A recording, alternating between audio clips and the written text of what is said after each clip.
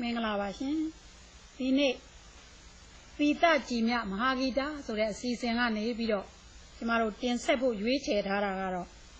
ဆရာကြီးမိုင်းရပြည့်ဂီတာဥတင်နဲ့တွေ့ဆုံဆွေးနွေးကားမယ်ဖြစ်ပါတယ်ဆရာကြီးဟာငယ်စဉ်အခါတုန်းကရွှေတံဆိပ်တွေကိုရရှိခဲ့တဲ့ထူးချွန်တဲ့ဂီတာဆရာကြီးဖြစ်တယ်လို့ယခုအသက်80ကျော်တဲ့အထိတပည့်များကိုမွေးထုတ်ပြီးတော့ရွှေတံဆိပ်ဆုရှင်များဖြစ်အောင်သင်ကြားပြီးတော့ပညာဖြန့်ဝေနေတဲ့ဆရာကြီးတစ်ယောက်ဖြစ်ပါတယ်